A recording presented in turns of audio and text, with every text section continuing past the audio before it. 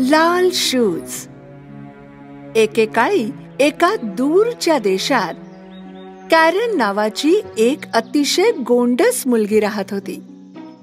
ती तिच्या आईसोबत एका छोट्याशा घरात राहायची आणि खूप आनंदी मुलगी होती. तिला कुतूहल असलेल्या प्रत्येक गोष्टीबद्दल ती आईला विचारायची. आई, आकाशातले हे छोटे दिवे काय आहेत? ते तारे आहेत कॅरेन. पृथ्वीवर राहणारा प्रत्येक जण कालांतराने तारा बनतो आणि मग आकाशात कायमचा चमकतो.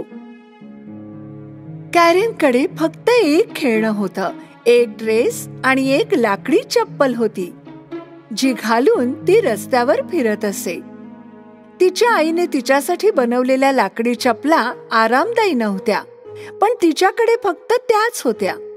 एके दिवशी कॅरेनची आई खूप आजारी पडली, म्हणून कॅरेन तिच्या आईसाठी औषध घेण्यासाठी गावात गेली आणि वाटेत तिला रस्त्याच्या कडेला एका बॉक्समध्ये लाल बुटांची जोडी दिसली.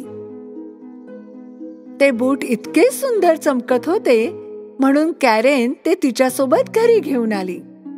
आई बघ, मला हे रस्त्याच्या कडेला सापडले. किती सुंदर आहेत ना हे, जणू काही माझ्यासाठीच बनलेत.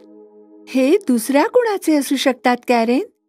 तू ते त्यांना ताबडतोब परत करायला हवेत. पण जर त्यांचा मालक असता तर त्याने हे बॉक्ससह तिथे सोडलेच नसते. कदाचित मालकाच्या हातून ते चुकून पडले असतील. मग त्याने असे सोडायला नको होते ना. मला ते सापडले. आता हे माझे शूज आहेत.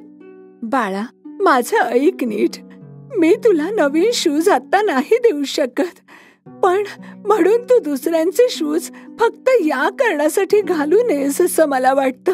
हट्टीपणा करू नकोस. मला वचन दे की तू हे लाल शूज घालणार नाहीस. कॅरेनने दुःखाने तिच्या आईला लाल शूज न घालण्याचं वचन दिलं आणि ते तिच्या पलंगाखाली लपवले. महिने उलटून गेले.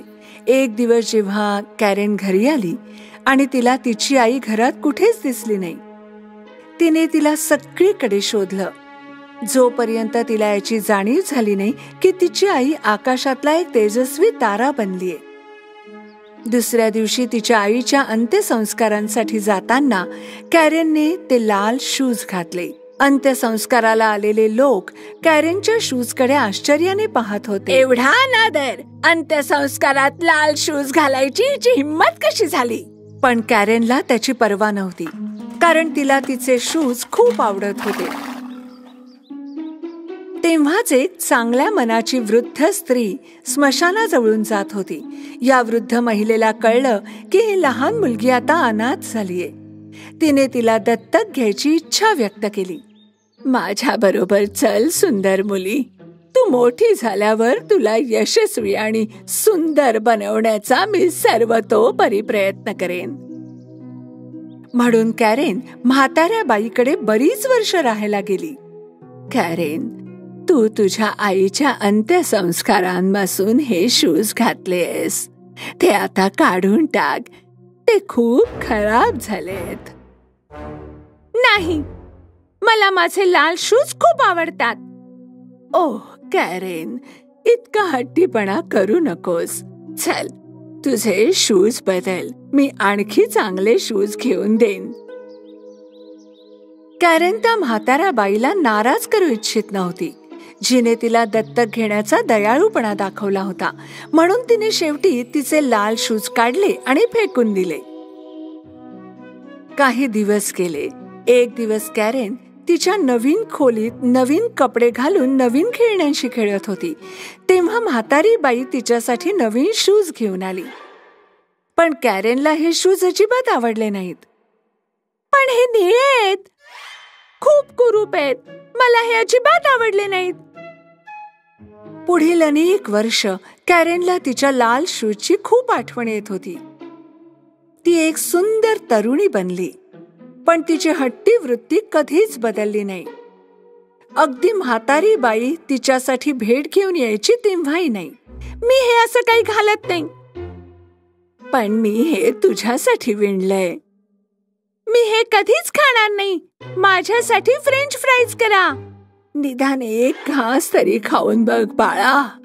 वृद्ध स्त्री कॅरेनच्या हट्टी आणि उद्धटपणाला कंटाळली होती. परंतु तिने तिच्यासाठी फ्रेंच फ्राईज बनवले. ती आत गेल्यावर कॅरेन निळे शूज काढत होती, कारण आता तिचे पाय वाढले होते. बघा, माझ्या सर्व गोष्टी आता खूप लहान झाल्यात. मी खूप मोठी झाले. बरं, चल मग नवीन कपडे आणि बूट घेऊया बाळा. मग वृद्ध स्त्री आणि कॅरेन दुकानात गेले. ओह, पहा, माझ्या आवडत्या लाल शूज सारखेच. ते माझ्याकडे असायलाच हवेत. कॅरेन, तुला फॅन्सी लाल शूजची गरज नाहीये.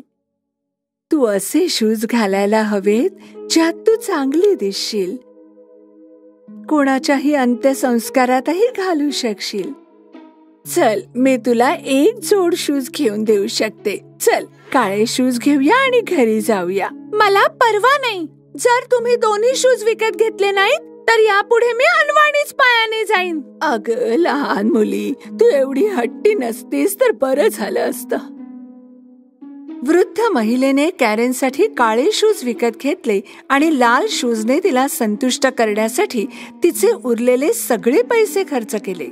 त्यांना पायीच घरी जावं लागलं. वाटेत वृद्ध महिलेचा पाय खूप दुखत होता आणि ती बिघडलेल्या कॅरेनला सांभाळू शकत नव्हती. पण कॅरेनला अजिबात काळजी नव्हती. ती तिचे लाल शूज घालून घराकडे निघाली. एक दिवस वृद्ध स्त्रीने कॅरेनला सांगितलं की त्यांना शहरातील एकाच्या अंत्यसंस्काराला जायचंय. कॅरेन, तुला तुझे काळे शूज घालायचे आहेत, नाहीतर अंत्यसंस्काराचा अनादर होईल. कॅरेनने तिच्या खोलीतील काळ्या शूजकडे पाहिलं आणि नंतर चमकदार लाल बुटांकडे, आणि तिने लाल बूट घालणं निवडलं. जेव्हा ते घरातून बाहेर पडले तेव्हा तिने ते तिच्या स्कर्टने झाकले, जेणेकरून वृद्ध स्त्रीला शूज दिसू नयेत. परंतु अंत्यसंस्काराच्या वेळी सर्वांनी कॅरेनचे शूज पाहिले. ते तिच्या स्कर्ट खाली चमकत होते. ते अंत्यसंस्काराच्या वेळी कॅरेनच्या लाल शूज बद्दल आपापसात बोलत होते की अशा प्रसंगी असे शूज घालणं किती लाजिरवाणी गोष्ट आहे.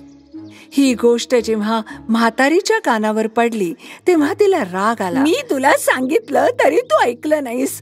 पुन्हा तू लाल शूज घातलेस. किती हट्टी आहेस. आदर ठेव ग. नेहमीच अपमान होतो तुझ्यामुळे. त्यावेळी तिथून जाणारा एक देखणा तरुण कॅरेनच्या सौंदर्याने प्रभावित झाला. तो तिच्या जवळ आला आणि गुडघे टेकून तिला नमस्कार केला. खरंच तू किती सुंदर आहेस आणि या शूज मध्ये किती सुंदर दिसतेस. माझे प्रिय, तुम्ही मला लाजवत आहात. तू खूप चांगली नर्तक असणार. मी तुला आज रात्री पॅलेसमध्ये डान्स नाईटसाठी आमंत्रित करतो. नक्की ये हा. राजकुमारच्या आमंत्रणाने कॅरेन आनंदाने नाचू लागली. पण काही वेळाने कॅरेनला डान्स थांबवताच आला नाही. माझे पाय थांबवू का शकत नाहीयेत. काय होते. कॅरेन डान्स करत करत म्हातारी आणि राजकुमारापासून दूर जाऊ लागली. कॅरेन, परत ये. जरी राजकुमारने कॅरेनचा थोडा वेळ पाठलाग केला तरी ती खूप लांब निघून गेली होती. कॅरेनचे लाल शूज कॅरेनपेक्षा जास्त हट्टी होते. त्यांनी तिला डोंगराच्या माथ्यापर्यंत नेलं आणि 3 दिवस तिला रात्रंदिवस नाचवलं. कॅरेनचे पाय इतके दुखले की ती प्रत्येक पाऊल टेकवताना किंचाळत होती. चिखलात बुडाल्यावर आणि काटेरी सुया टोचल्या तरी शूज नाचतच राहिले. पुरे झालं आता. मी खूप दमले आहे. मी यापुढे एवढा हट्ट करणार नाही. मी वचन देते. कृपया कृपया थांबा. शूज थांबा, थांबा, थांबा. आणि जेव्हा कॅरेन म्हणाली की ती तिचा हट्टीपणा सोडून देईल तेव्हा लाल शूज तिच्या पायातून निघाले आणि कॅरेन जमिनीवर पडली. लाल शूज तिच्याशिवायही नाचतच राहिले. कॅरेनला एक काठी सापडली आणि ती वेदनेने लंगडत लगडत कशीबशी घरी पोहोचली. तिचे पाय खूप दुखत होते. तिचं घर पाहून ती आनंदाने रडू लागली. दारात म्हातारीने तिचं स्वागत केलं. त्यांनी एकमेकांना मिठी मारली. मला माहितीये की मी खूप हट्टी मुलगी होते, पण मी वचन देते की मी यापुढे अशी वागणार नाही. कॅरेनने तिचा हट्टीपणा सोडल्यानंतर गोष्टी सुधारू लागल्या. एके दिवशी कोणीतरी दार ठोठावलं. तो दुसरा कोणी नाही, तोच तरुण आणि सुंदर राजकुमार होता. हो, तू इथे आहेस का कॅरेन? मी तुला थांबवण्याचा खूप प्रयत्न केला, पण तू खूप वेगाने नाचतेस. देखणा आणि तरुण राजकुमार पाहून कॅरेनला आनंद झाला. त्याच दिवशी राजकुमार आणि कॅरेनच्या प्रेमाला सुरुवात झाली. हट्टीपणा मागे सोडून कॅरेन एक आनंदी आणि शांत जीवन जगली.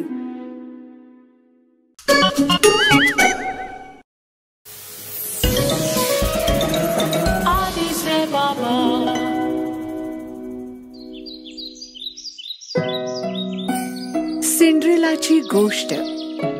एकदा काय झालं, दूरवरच्या देशात सिंड्रेला नावाची एक सुंदर मुलगी राहत होती. सिंड्रेलाच्या दयाळू आईच्या मृत्यूनंतर तिच्या वडिलांनी लेडी पफीशी लग्न केलं. लेडी पफीच्या 2 अभिमानी, मत्सरी आणि भांडकुदळ मुली होत्या, अगदी त्यांच्या आईसारख्याच. त्या एका कंगव्यासारख्या साधारण गोष्टीसाठीही तासनतास भांडत राहायच्या. थांबव हे, मी म्हटलं थांबव हे, मला परत कर, हा माझा आहे. नाही, हा माझा आहे. एक दिवस सिंड्रेलाच्या वडिलांना एका लांबच्या प्रवासाला जायचं होतं. लेडी पफीने संधीचा फायदा घेऊन बिचाऱ्या सिंड्रेलाकडून घरातली सगळी मेहनतीची कामं करून घेतली. पूर्ण घराची साफसफाई, लाकडं शेकोटीपर्यंत घेऊन जाणं आणि जेवण बनवण्यात सिंड्रेलाचा सगळा वेळ निघून जायचा. तिने एवढे कष्ट करूनही लेडी पफी आणि त्यांच्या मुली तिच्याशी तिरस्काराने वागत असत. आई, सिंड्रेला घाणेरडी आहे, तिला आमच्या सोबत एकाच खोलीत जेवू देऊ नकोस, तिला आमच्या खोलीत झोपू देऊ नकोस, आम्हाला वाईट स्वप्न पडतात. सिंड्रेला, तू ऐकलंस ना माझ्या मुली काय म्हणाल्या? जा आणि गच्चीवर तुझ्यासाठी झोपायला जागा शोध. बिचारी सिंड्रेला गच्चीवर एका जुन्या खोलीत राहायला गेली. तिने तिच्या लहानशा खिडकीतून बाहेर बागेत पाहिलं. ती नेहमीच खिडकीतून एका बर्फासारख्या शुभ्र कबुतरासोबत बोलत असे. हॅलो माझ्या प्रिय कबुतरा. जसजसे दिवस जात होते, गच्चीवर साफसफाई करताना सिंड्रेलाला 2 लहान उंदीर दिसले. तुम्ही कोण आहात? हाय, मी चेडर आहे. आणि मी मॉझरेला आहे.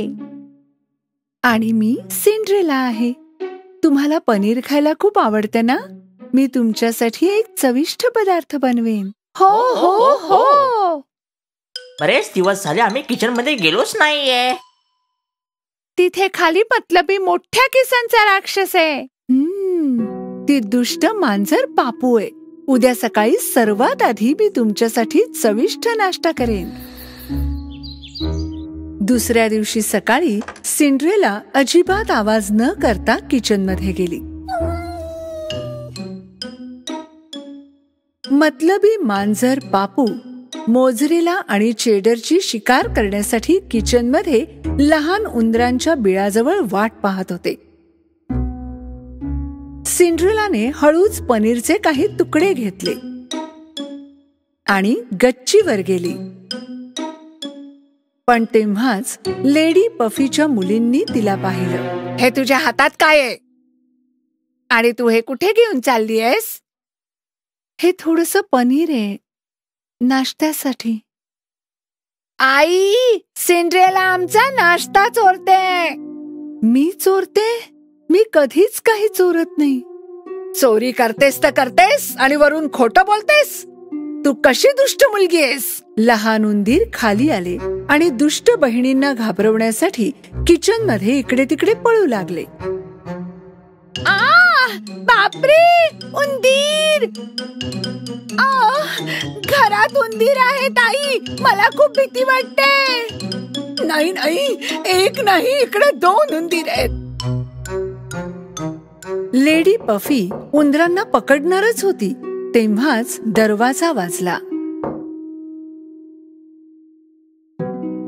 शाही राजदूत आले होते. शाही राजकुमाराने उद्या महालात एका भव्य पार्टीचं आयोजन केलं आहे. देशभरातील सर्व नवयुवतींना या पार्टीसाठी आमंत्रित केलं जात आहे. जसं त्यांनी भव्य पार्टीबद्दल ऐकलं, जेसबेल आणि कसेंड्रा त्यांच्या खोलीत खूप उत्साहात पळाल्या आणि या खास संध्याकाळसाठी कपडे शोधू लागल्या.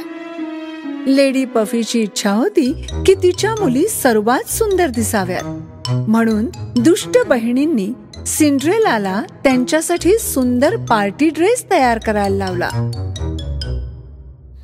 दुसरा दिवस उजाडला. सिंड्रेला खूप दमली होती. तिच्या छोट्या मित्रांनी तिला जागा करण्याचा प्रयत्न केला. सिंड्रेला, जागी हो, तुला पार्टीला जायचंय. पण माझ्याकडे तर एकही ड्रेस नाही. माझ्याकडे एकच ड्रेस आहे जो खराब झालाय. तुझे डोळे बंद कर सिंड्रेला, आमच्याकडे तुझ्यासाठी एक सरप्राईज आहे. तिचे छोटे मित्र सिंड्रेलाला खोलीच्या मधोमध घेऊन गेले. पांढऱ्या कबुतराने त्याच्या चोचीने भिंतीवर असलेलं आवरण उचललं. माझा विश्वासच बसत नाहीये, हा किती सुंदर ड्रेस आहे. सिंड्रेलाने तिचा नवा ड्रेस घातला, केस सारखे केले आणि मग खाली आली. पण तिच्या दुष्ट सावत्र बहिणींनी सिंड्रेलाला पाहिलं आणि त्या मत्सराने वेड्या झाल्या. लेडी पफीची इच्छा नव्हती की सिंड्रेलाने पार्टीला जावं, कारण ती तिच्या मुलींच्या तुलनेत खूप सुंदर होती. म्हणून तिने लिव्हिंग रूमच्या शेकोटीत टरफलं फेकली, जेणेकरून सिंड्रेला ते काढून आणेल. जर तू राखेतून टरफलं निवडून 5 मिनिटात टोपलीत ठेवलेस तरच तू आमच्या सोबत पार्टीला येऊ शकशील. सिंड्रेला पार्टीला जाण्यासाठी काहीही करू शकत होती, म्हणून ती टरफलं निवडू लागली. तिच्या छोट्या मित्रांनी तिची ही स्थिती पाहिली आणि मदत करू लागले. 5 मिनिटांच्या आतच त्यांनी सगळी टरफलं निवडून टोपलीत टाकली. सिंड्रेला लेडी पफीच्या मागे धावली, जी आता निघणारच होती, आणि तिला पूर्ण टोपली दाखवली.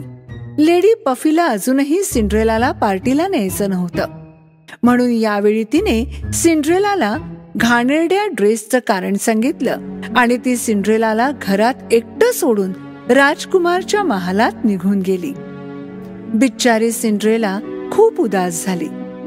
ती बागेत एका बदामाच्या झाडाखाली बसून रडू लागली, जे तिच्या आईने खूप वर्षांपूर्वी लावलं होतं. आणि तेव्हाच बदामाचं झाड हलू आणि चमकू लागलं आणि एक सुंदर परी सिंड्रेलाच्या समोर प्रकट झाली.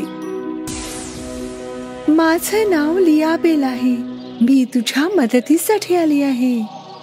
दुखी होऊ नकोस, तू सुद्धा त्या पार्टीला जाशील.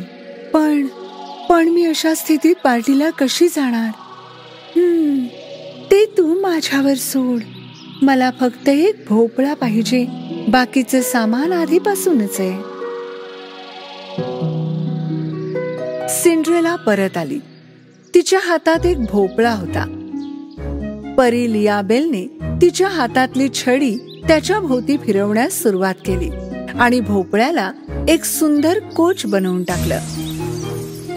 उंदरांना खूप छान घोड्यात आणि कबुतराला एक छान कपडे घातलेल्या कोचच्या ड्रायव्हर मध्ये बदललं. सिंड्रेलाला विश्वासच बसत नव्हता जे तिने पाहिलं होतं. पण हे तुम्ही कसं केलं लियाबेल? परीने तिची जादूची छडी पुन्हा फिरवली आणि सिंड्रेलाला एक सुंदर निळा ड्रेस घातला. तिच्या पायात चमकणारे काचेचे बूट होते. मी आता एखाद्या राजकुमारी सारखी दिसते. धन्यवाद लियाबेल. पार्टीला जायची वेळ झालीये, लवकर जा. पार्टीला जाण्याआधी परीने सिंड्रेलाला चेतावणी दिली. विसरू नकोस, तुला मध्यरात्रीपर्यंत परत यावंच लागेल, नाहीतर जादू संपून जाईल आणि सगळं काही तसं होईल जसं आधी होतं. सिंड्रेलाने परीने सांगितलं ते नीट ऐकलं आणि महालाकडे निघाली. भोपळ्याचा रथ मोठ्या महालापुढे थांबला. सिंड्रेलाने तिच्या विलक्षण सौंदर्यासोबत महालात प्रवेश केला. पार्टीतले सगळे जण सिंड्रेलाला पाहून अचंबित होते की ही युवा सुंदरी कोण होती. ना लेडी पफी ना तिच्या मुलींना शंका आली की ही सुंदर युवती सिंड्रेला होती. प्रिन्स लिओ सिंड्रेलाकडे गेले आणि त्यांना पहिल्याच नजरेत प्रेम जडलं. सुंदर नवयुवती, मी तुझ्यासोबत डान्स करू शकतो का प्लीज?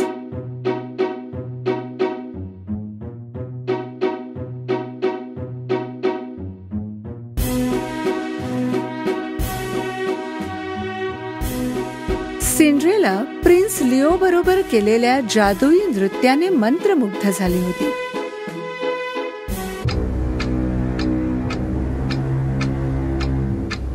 जेव्हा घड्याळात 12 वाजणारच होते, तिला परीची चेतावणी आठवली.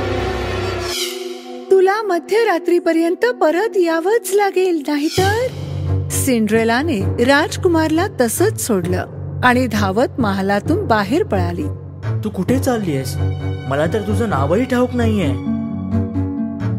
महालाच्या पायऱ्या उतरताना अचानक सिंड्रेलाचा काचेचा एक बूट तिथेच राहिला. दुर्दैवाने तिच्याजवळ परत जाऊन तो घेण्यासाठी वेळ नव्हता, म्हणून ती रथाजवळ शक्य तेवढ्या वेगाने धावत गेली. या हरवलेल्या बुटाच्या सुंदर मालकिणीला शोधून काढा. गरज वाटल्यास देशातील प्रत्येक मुलीच्या पायात हा घालून तिला शोधा. घड्याळात 12 वाजल्याबरोबर सगळं काही पूर्वीसारखं झालं.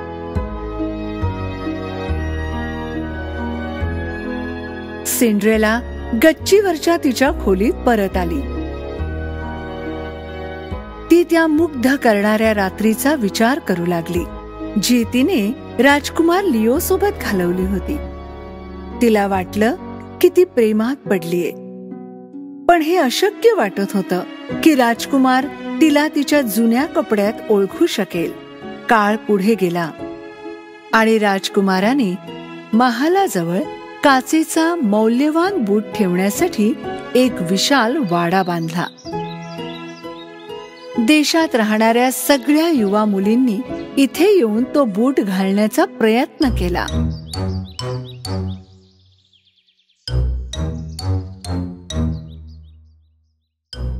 एवढंच नाही तर लेडी पफी आणि तिच्या मुली सुद्धा त्या वाड्यात जाऊन आल्या, पण सिंड्रेलाला सोबत घेऊन गेल्या नाहीत. तू घरातच राहा. तो बूट कोणत्याही परिस्थितीत तुझ्या पायात बसूच शकत नाही. हो ना, बूट कसेंड्रा किंवा मलाच होणार आहे. पण मी सुद्धा या देशात राहणारी एक तरुण मुलगी आहे.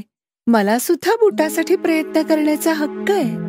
लेडी पफीनेही सिंड्रेलाच्या बोलण्याकडे लक्ष दिलं नाही.